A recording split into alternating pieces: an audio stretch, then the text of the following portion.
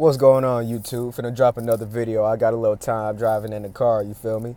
And when I did that Rico Reckless video speaking on his beef with Fbg Duck, I got a comment from a subscriber of mine, and he was asking me, hey man, do you think that rappers like Rico Reckless, for example, do you think he blackballed himself when he came basically into the limelight? He came into the game by having beef with Soulja Boy. So he was saying, do you think he blackballed himself, or a nigga like Duck being blackballed from Chief Keef? And I think he was saying that because I said that, a lot of the success that Fbg Duck deserved was impeded by his beef with Chief Keef and Dirk and Fredo and people like that. So he wanted me to speak on, basically just any rapper being blackballed. Now, let me say this. Is blackballing real? Yes, of course. It's real. It's very real in any industry, not just entertainment, music, movies, and things like that, but, even in the corporate world. For example, if you're a lawyer and you do something, basically out of bounds, out of pocket, it might be hard for you to find to represent anybody else. People can ruin you. People who have more power than you, people who have more dominion than you over your respective trade, yeah, they could definitely keep you from finding work, or they can greatly diminish the amount of income that you receive. Yeah, blackballing is definitely real. But that people like Rico Reckless get blackballed by the industry? Yes and no. Yes, in the sense that, well, first and foremost, let me say this. What he did with Soulja Boy, no, I think that did nothing but help his career. Especially at that particular time. That didn't damage his career at all. Truth be told, that was probably the best thing he did in his career. Whether or not you agree with it, the numbers don't lie, man. He went up hundreds of thousands of followers around that time. His videos started blowing up. He was dropping hot music when he had that little going back with Soulja Boy. Especially when he pulled up on Soulja Boy's apartment complex when Soulja Boy wasn't even there. Man, that was a very smart publicity stunt by Rico. So did he get blackballed for that? No. But is he, quote unquote blackballing himself by his actions, that the different actions that he always partakes in? Yes, of course. Of course. There's a lot of rappers, especially outside of Chicago, who are going to be very hesitant to do music with Rico Reckless. Not only because he's constantly I don't want to say turning on his friends, that's not the right terminology, but not only is he always having discrepancies with people who used to be friends of his, but, a lot of people don't want to get involved in Chicago beef. So people who might want to work with, I know he doesn't have beef with Chief Keef, but somebody who might want to end up working with Chief Keef or Fbg Duck or Lil Mister, somebody like that, they might think twice about working with them simply because, or they might think twice about working with Rico because they know they got beef with them. You know what I'm saying? So people like Rico Reckless, yes, they are getting blackballed, but they're blackballing themselves. They're blackballing themselves.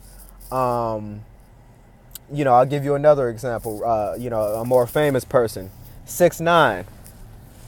Now, 6ix9ine had a 4.5 million headphone deal. I believe that was the number. It was either 4.5 or 5.4. But let's just say 4 million. Let's just play it safe. It was definitely at least 4 million. He had a $4 million headphone deal that was basically terminated as no more because of his incident with Casanova at that center, at the Barclay Center. So that's a perfect example of somebody blackballing themselves. The industry didn't want to do that. The industry wanted to give him that deal because he's very marketable right now, and if he endorses their brand, that's beneficial to them, and of course it's going to be beneficial to him because he gets the money. Industries want to make deals. Industries want to make money. Record labels, things like that, these are all businesses, and their main business is making money. So they don't want to count artists out. They don't want to count singers out. They don't want to count actors and actresses out. They want to make as much money as possible. But if they find out that you're somebody who's constantly having discrepancies with other people, just like Chief Keef when he first came out, even today, very rarely does he do shows, and it's not just because they're not booking him, Part of the reason is he was always getting into fights and altercations and shootings at different shows that he was doing. You know what I'm saying? I remember Waka Flocka was like that for a while when he first came out around 09, 2010. He was always getting into goddamn fights. Promoters don't want to book people like that. Club owners don't want to book people like that. So these are all things you have to take into account when you start saying somebody was blackballed. You know what I'm saying? So by definition, yes, they are blackballed, but you have to wonder why are they being blackballed. And in people like 6ix9ine's case, and people like Rico Reckless's case, people like Chief Keef, people like that, yeah, you know, no, they're getting blackballed because of their own foolish actions. You know what I'm saying? And 6ix9ine is a perfect example of what happens when, you know, you don't handle business, not just as a man, but as an artist. He lost out on millions. And, you know, he'll probably never get that opportunity again. Because 4.5 million, that number seems fresh in my head. But 4.5 million for a headphone deal, I mean, shit.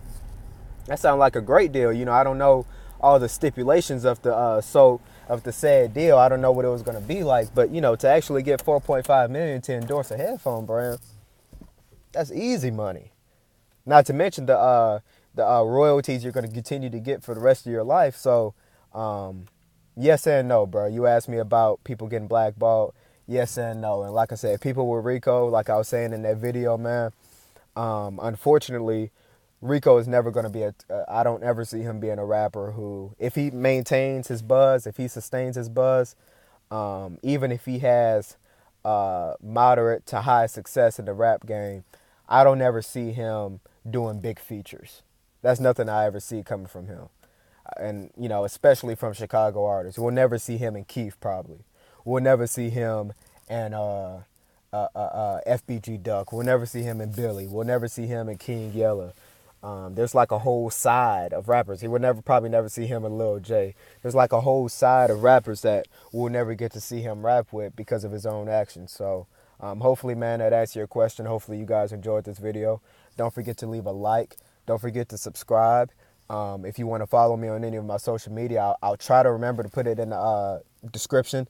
I almost always forget. But if you want to follow me, my Facebook is Dimitri Middleton. So Dimitri is spelled Dimitri, spacebar,